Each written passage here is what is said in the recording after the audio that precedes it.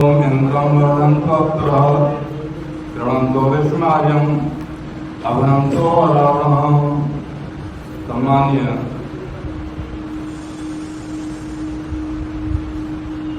अध्यक्ष श्री चंद्रदेव जी आचार्य जी, मेरे भाई और बैठे दोनों सन्यासी संत,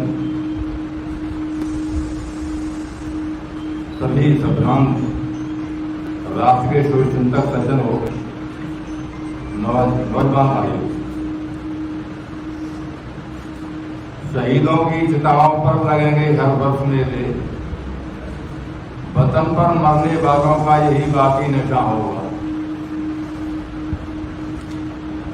हमारे इन बिगड़े दिमागों में भरे खुशियों के लच्छे हैं, हमें पागल ही रहने दो, हम पागल ही अच्छे।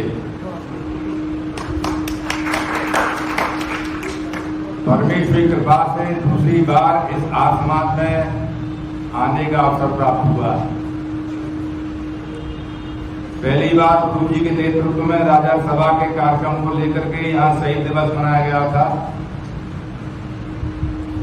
अस्थाकुल्ला, रोशन सिंह लाहेड़ी,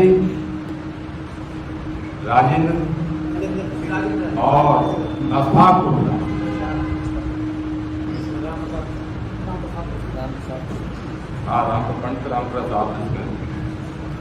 पंडित राम प्रसाद बिस्मिल का जन्म इसी आसमान से हुआ था।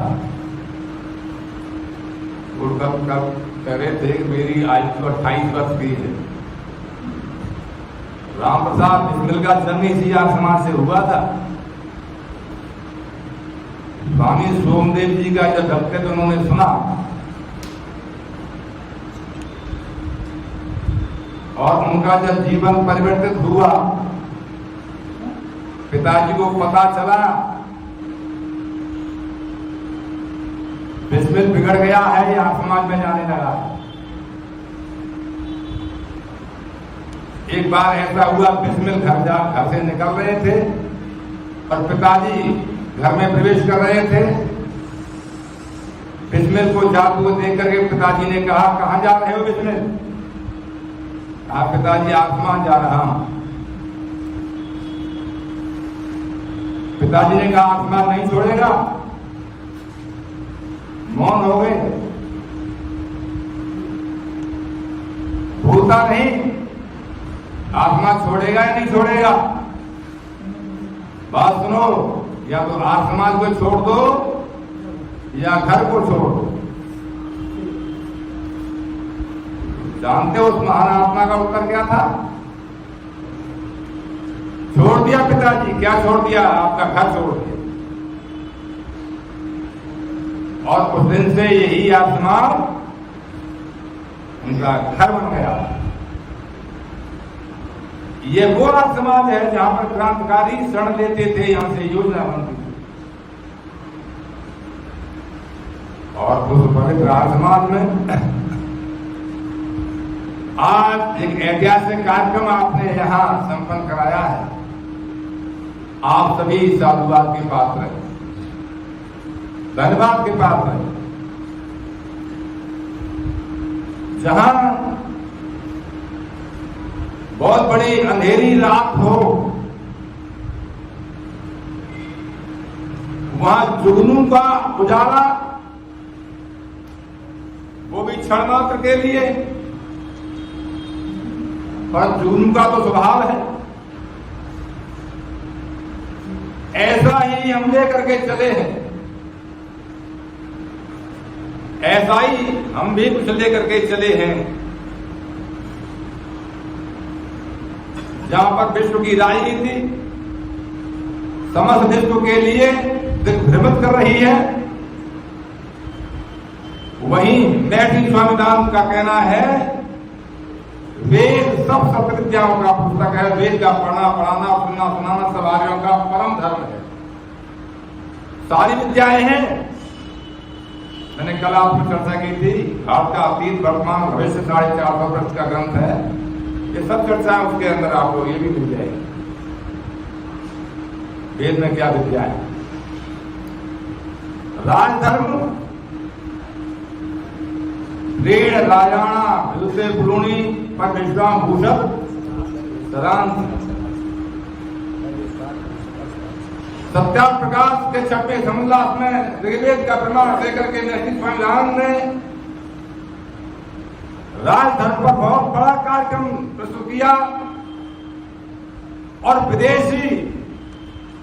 विदेशियों में भी अंग्रेजों का यह मानना था। दयानंद ने सत्या प्रकाश को इसलिए लिखा है कि अंग्रेजों को यहां से भगा देने के बाद में भारत की राजनीति का आधार क्या होगा। आप सभी इस बात से अवगत हैं, उद्घोष करते रहते हो मंचों पर। 85% आर्य समाज के दीवानों ने आजादी के लिए कुर्बानी दी। उस कुर्बानी के उपरांत जब सत्ता प्राप्त करने की बात आई और संविधान बनाने की बात आई, वहां पर महर्षि स्वामीनारायण और सत्या प्रकाश का बिल्कुल भी कहीं नाम नहीं लिया गया। बड़े दर्द के साथ में मैं आपको भी कहना चाहता हूं, महर्षि स्वामीनारायण को समझो। यदि महर्षि स्वामीनारायण को समझ लिया गया होता 1947 से पहले तो समझा था, बस 47 के उपरांत में महर्षि स्वामीनारायण को हम निरंतर भुलाते गए, निरंतर भुलाते रहे। नाम तो महर्षि का लेते रहे मगर काम महर्षि से बहुत दूर का हम करते रहे।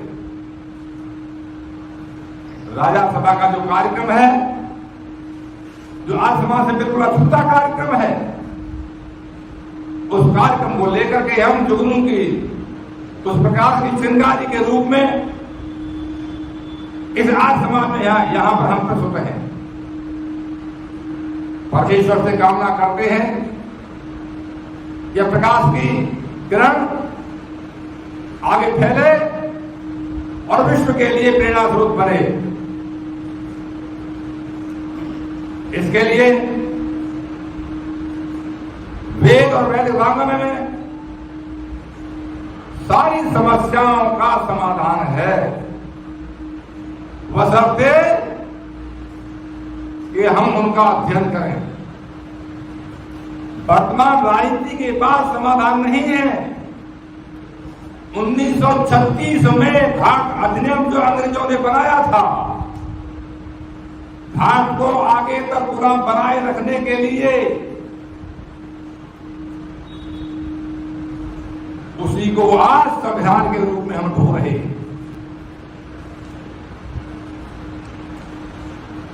हमने अपना नया कुछ नहीं सोचा, हमने अपने दर्शन से कुछ भी नहीं प्राप्त किया, अपने इतिहास से कुछ भी नहीं सीखा। यदि हम सीख गए होते तो विश्व के अंदर जो राजनीति के नाम पर डिप्लोमेसी है, कूटनीति है, मुझे कहने में बिल्कुल भी संकोच नहीं है। समस्त विश्व के अंदर किसी देश के अंदर लोकतंत्र प्रजातंत्र नहीं है। लोकतंत्र प्रजातंत्र की परिभाषा महर्षि स्वामीनारायण ने सत्या प्रकाश में दी है। राजा जो सभापति, तदाधीन सभा, सभाधीन राजा, राजा सभा प्रजाधीन और प्रजा सभा के अधीन रहे। लोकतंत्र है, तो समझने का प्रयास कीजिए। मैंने कल आपको निवेदन किया था, आज के बाद में कुछ समय बाद आपको पुनः कष्ट देने का प्रयास करेंगे। आप अनुभव प्राप्त करिए, प्रशिक्षण लीजिए। महर्षि दयानंद को भी समझिए, राजा सभा के कार्यक्रम को भी समझिए। मैं आगे देना कहता हुआ आपको संकेत देना चाहूंगा। सत्याप्रकाश संसार में मैं एक बात और आपको कह दूं, जो लोग यह कहते रहे आज समाज केवल धार्मिक संस्था है, इस बुराई से कोई सरोकार नहीं है। महर्षि स्वामीनारायण की छोटी सी पुस्तक है संस्कृत वाक्य प्रबोध, अच्छा जी पढ़िए, देखिए बहुत मामूली छोटी पुस्तक है, पहली क्लास की पुस्तक है, पहली दूसरी क्लास की। संस्कृत भाग्य प्रबोध से लेकर के वेद पर्यंत एक भी ग्रंथ हमें बता दीजिए जिसके अंदर राज धर्म पर चर्चा नहीं की हो रही।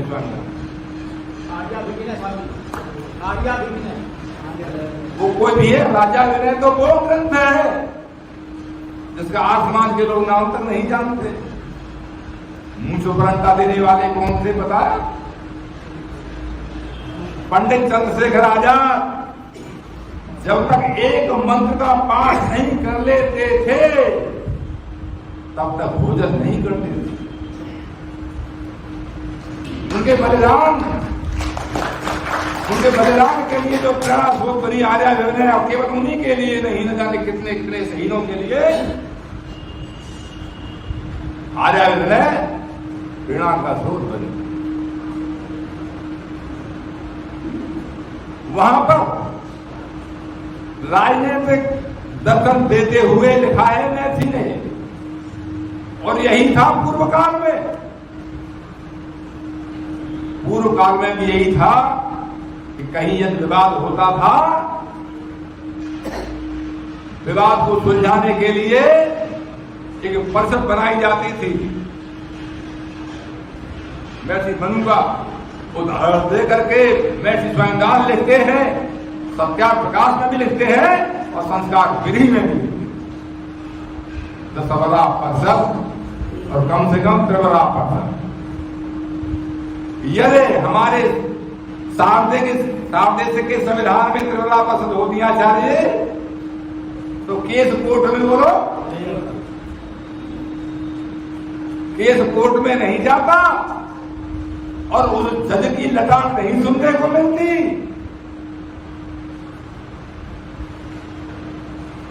इसलिए आज से इस ऐतिहासिक दिन पर, इस पवित्र आज समाज के अंदर हम पुनः सूत्रपात कर रहे हैं इस बात के लिए कि राजा सभा के ऊपर त्रिवरा परिषद का हम गठन कर रहे हैं, जिससे कि अगर कहीं किसी प्रकार का आपस में हमें विवाद होता है राजा सभा के अधिकारियों में, तो त्रिवरा परिषद को पूर्ण अधिकार होगा हस्तक्षेप करने के लिए। आचार्य ठीक है, मैंने आपको थोड़ा संकेत दिया। अब मैं ये माइक आचार्य गणसिंह जी के उपस्थित करता हूं। आगे इस प्रक्रिया में सहयोग करेंगे आचार्य गणसिंह।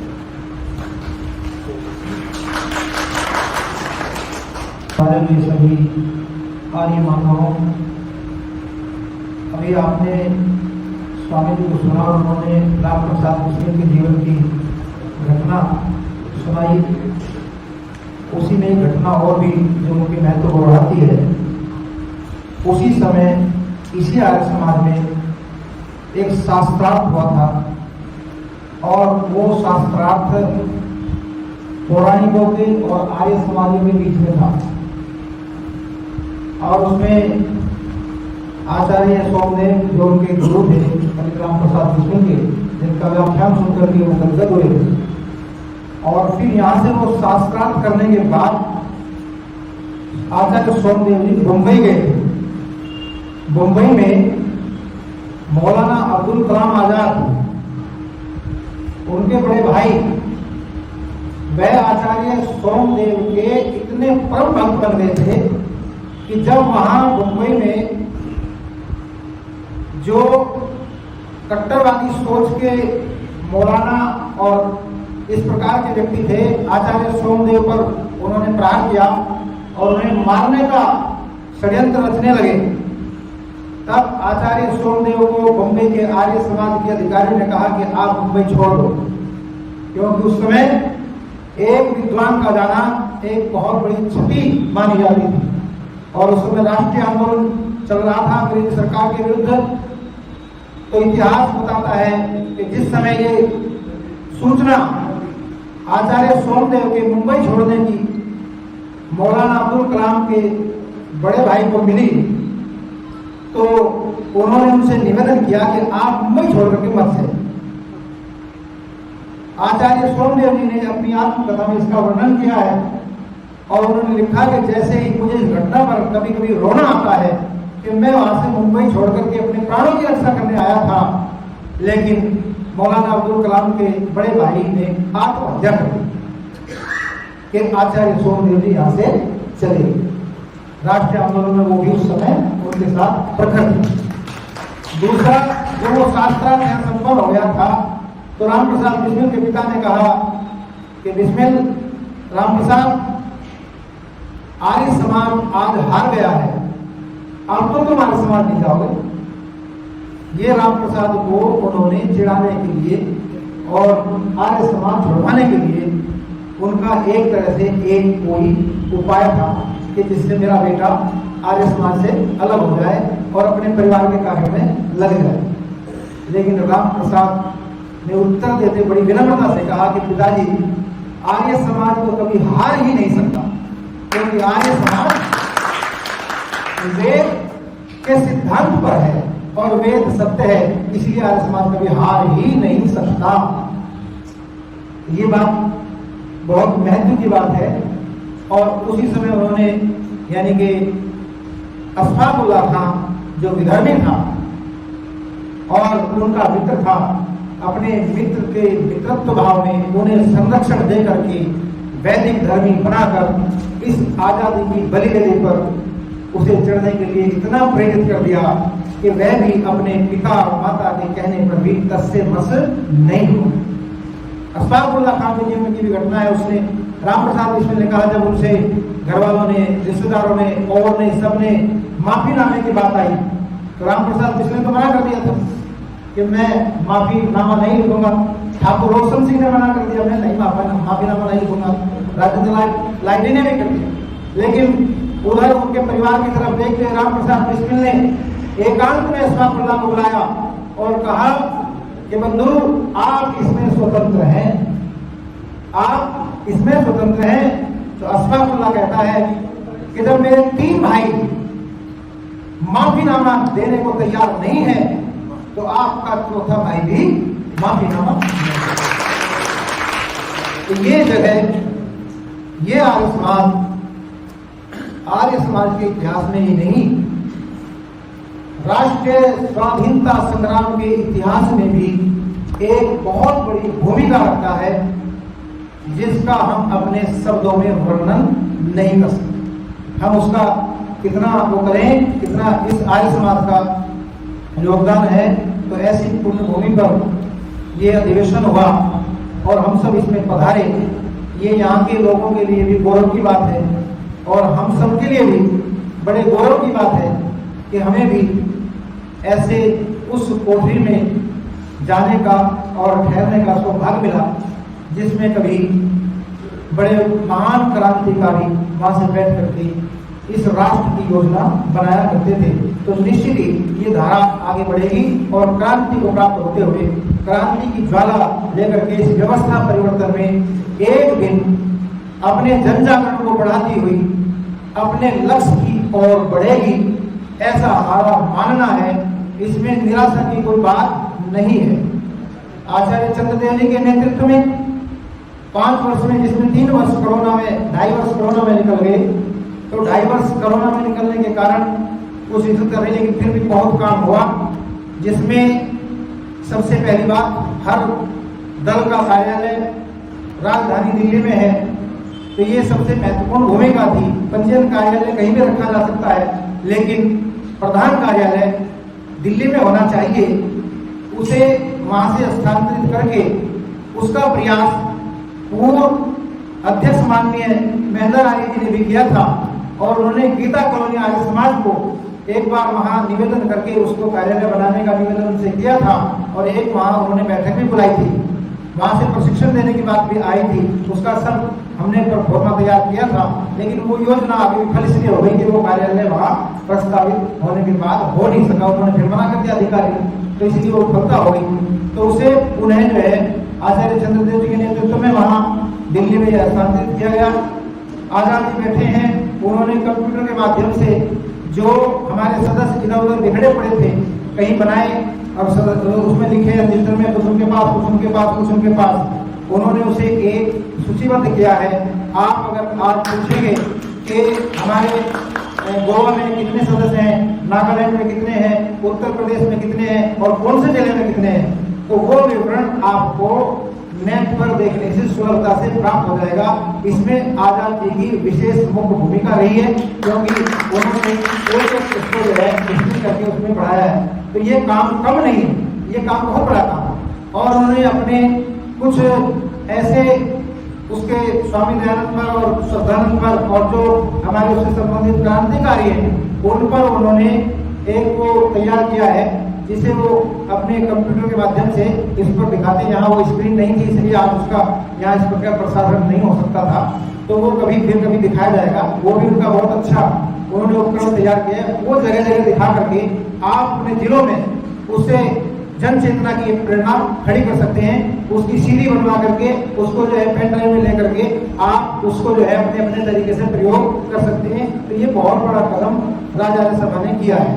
ठीक है, कुछ बातें आई हैं तो उनको, जैसा कि यहाँ चयन पद्धति का अभी स्वामी जी ने रखा और आदरणीय रघुराज शास्त्री जी ने रखा, प्रतिष्ठात्मक चयन प्रणाली अगर सब जगह लागू हो जाए, देश में कहीं भी किसी प्रकार का विवाद ही ना रहे और उसमें कहीं कोई शंका ही नहीं है, तो इतना उत्तम निर्देश हमें ऋषियों ने दिया है, उसका अनुपालन करते हुए तो उसमें कोई खर्च भी नहीं है, कोई खर्च भी नहीं है। तो सामान्य रूप से न्यायिक बातों के योग व्यक्ति आगे पहुंचेंगे, उसी को लेकर के हम आगे बढ़े हैं। तो इसी प्रक्रिया में अब आगे जैसा कि उसमें बिंदु है कि आज अखिल भारतीय राजराज सभा का चयन होना है और उस चयन प्रणाली में चुनाव होना है।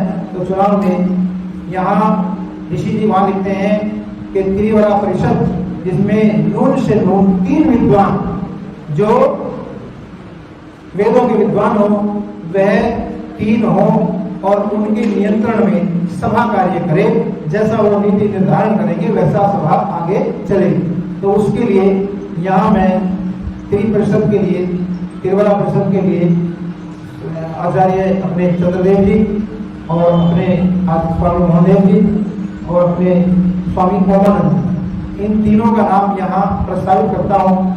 उसमें आपकी सहमति चाहता हूँ और आप तीनों से भी अपेक्षा रखता हूँ कि आप इसे स्वीकार करेंगे और आगे हमारा मार्गदर्शन करके इस प्रकार से इस राजराज सभा को गति प्रदान करते रहेंगे। तो इसमें कोई किसी प्रकार से वो नहीं है, विद्वानों की जब तक बात नहीं मानी जाएगी, उनके संरक्षण में जब नहीं होगा, तो किसी प्रकार से भी कहीं ना कहीं भूल हो सकती है। तो आइए अब मैं उन्हें ये जो त्रिवरा परिषद चुनी गई है, इसी के अंतर्गत अब अगली चुनाव की प्रक्रिया होगी। तो मैं यहीं पर अपनी बात को विराम करते हुए आदरणीय स्वामी मोहनदेव जी को माइक सौंपता हूँ और वो आगे की चयनित प्रक्रिया को यहाँ से आरंभ करेंगे। आदरणीय स्वामी मोहनदेव।